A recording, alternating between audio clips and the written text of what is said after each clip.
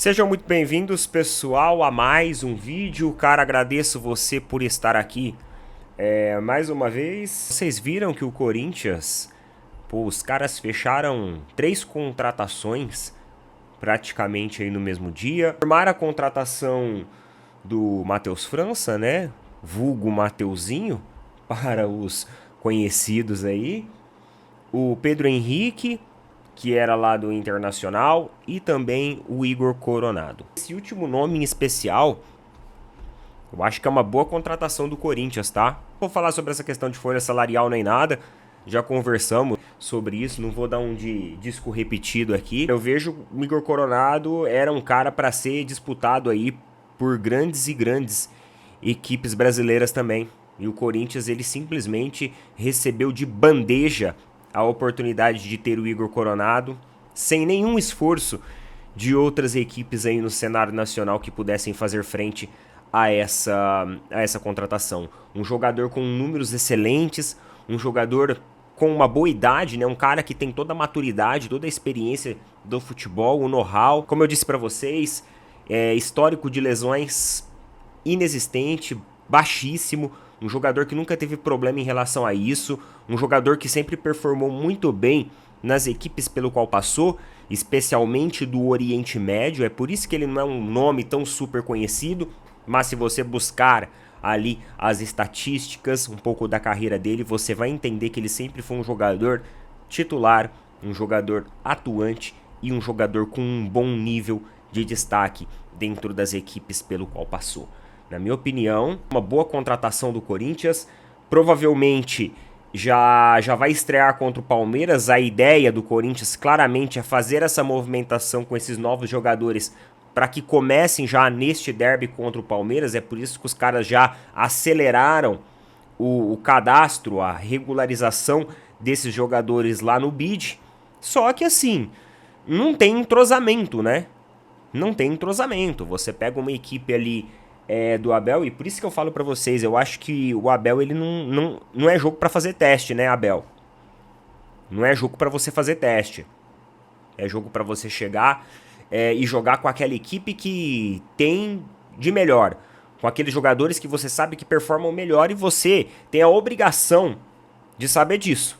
Tem a obrigação de saber quais são os jogadores certos para você poder fazer a escalação mais sólida possível para esse confronto, porque afinal você já vai na sua 4ª temporada com o Palmeiras, então não existe mais essa desculpa de estamos pegando no ritmo, estamos fazendo testes. Tudo bem, fez os testes até agora, né, tudo mais, só que agora é você chegar realmente com uma equipe mais bem definida, mais sólida e mandar bala em cima dos adversários, porque o que acontece? Se você chega com uma equipe também com teste, com muitos jogadores, uma escalação muito diferente àquela habitual, você dá mais margem para os caras poderem competir de igual para igual. Então é por isso que é a hora de chegar com uma equipe mais sólida. E uma informação assim que me desanima muito aqui, cara. Me desanima muito isso aqui, pessoal. Em relação ao Maurício. Eu sei que o torcedor do Palmeiras está cansado de criar expectativa, alguns nem criam mais, vulgo eu não crio mais esse tipo de expectativa. Mas vamos lá, matéria aqui do nosso palestra, falando sobre a possibilidade da negociação com o Maurício se concretizar. Isso porque foi um nome ventilado no Palmeiras essa semana, há rumores de que o Palmeiras queria pagar 7 milhões por ele. Há rumores de que o Inter não ia liberar por menos de 8 milhões, mas de verdade, quem paga 7 paga 8. Você não concorda comigo? Neto, mas estamos falando em milhões de euros. Mesmo assim, olha o número de jogadores que o Palmeiras vendeu. Mas a questão é a seguinte, informação do nosso palestra apurada dentro da diretoria alviverde, que enxerga o negócio como muito improvável de acontecer. E aí, zero novidades. Zero novidades. Estranho seria se a diretoria do Palmeiras fosse pra cima. Estranho seria isso. Enfim, lamentável. Lamentável. Você vê o nosso rival chegando ao 10º reforço, quebrado, e chegando ao 10º reforço, E o Palmeiras ali, com dinheiro no caixa, vendendo jogadores, um fluxo saudável, até onde sabemos e as informações que temos é saudável. E não dispõe ali de mais 1 milhão de euros para trazer um jogador que com certeza iria performar muito bem. Qual que é a desculpa agora? Jogador bom, jogador jovem, jogador que se encaixa dentro daquilo que o Abel Ferreira gosta. Qual que é a desculpa agora, Palmeiras? Porque uma hora a desculpa é porque é muito velho, outra hora a desculpa é porque não performa bem, outra hora a desculpa é porque já temos um jogador que faça aquela função. Qual que é a desculpa agora com o Maurício? Enfim. Outra notícia aqui, e essa notícia ela tem um pouco de sintonia ali com toda essa questão do Palmeiras que nós estamos falando.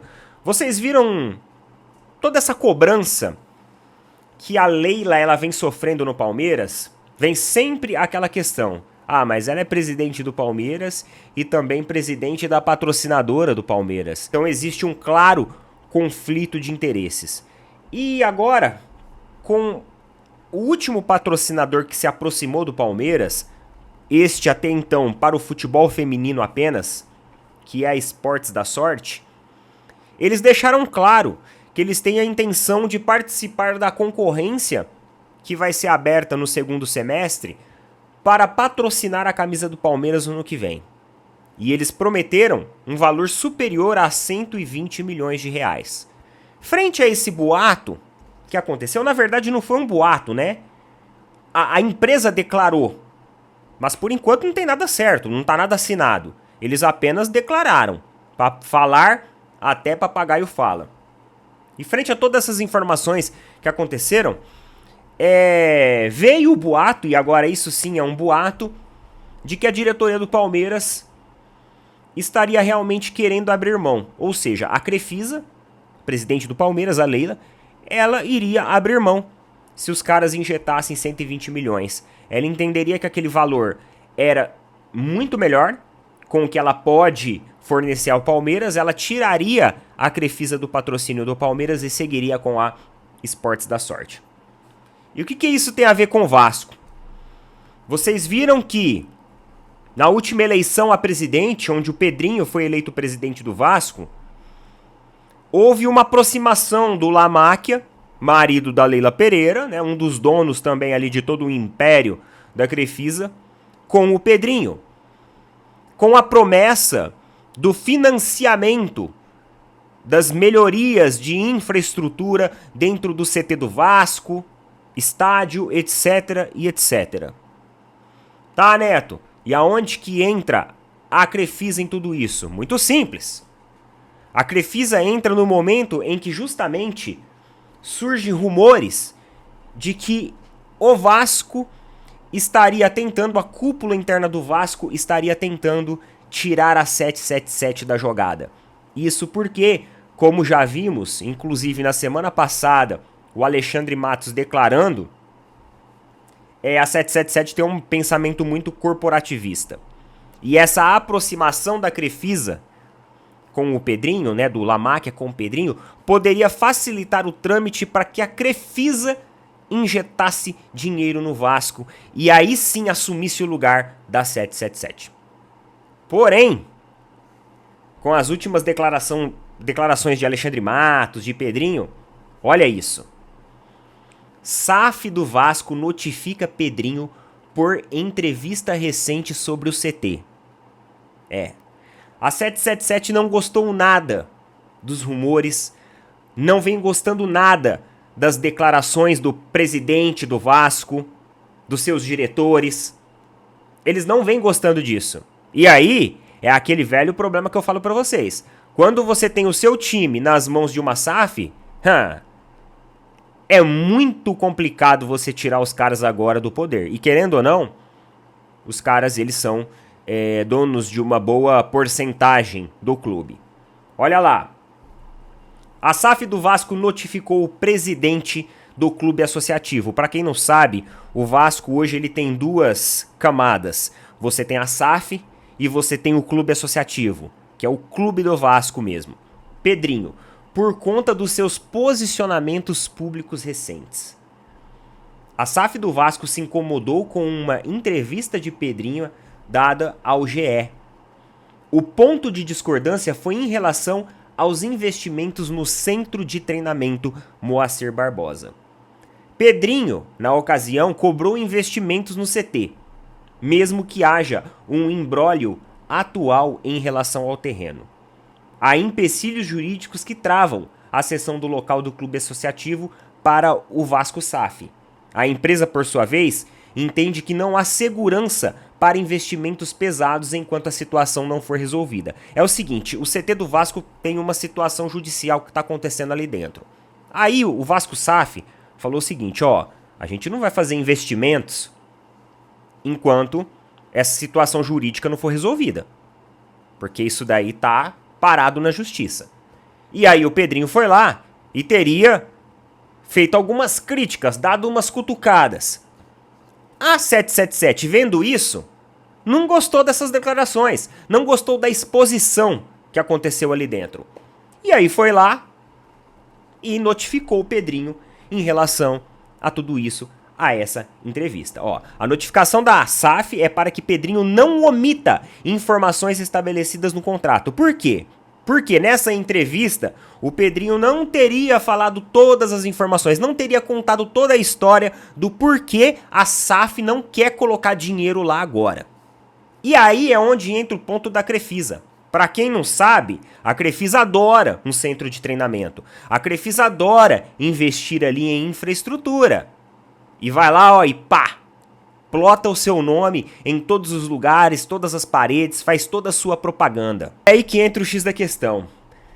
Com tudo isso que aconteceu, todo aquele boato da aproximação do Lamáquia, da possibilidade da saída da Crefisa do Palmeiras, fez com que as pessoas começassem a ligar as coisas. Pera aí, a Crefisa sai do Palmeiras, a Leila fica com uma gestão mais tranquila, com o Palmeiras, sem esse negócio de conflito de interesse, tira essa pressão dos ombros dela, eles vão lá pro Vasco, e aí eles fazem o que eles fizeram com o Palmeiras, eles promovem dentro do Vasco. E o Pedrinho, ele estaria fechado ali com a Crefisa para que isso acontecesse. O Pedrinho veio por meio das mídias sociais, rebateu todas essas informações, negou qualquer tipo de movimento com a Crefisa. Mas a questão é que corre ali entre os corredores do clube que existe sim uma tentativa de aproximação da Crefisa, Lamáquia com Pedrinho. E todo mundo sabe que isso ficou muito claro, principalmente ali durante as eleições. O Pedrinho nega e diz que vai acatar a todas as exigências em relação a 777, que não gostou nada disso. Olha isso, pessoal.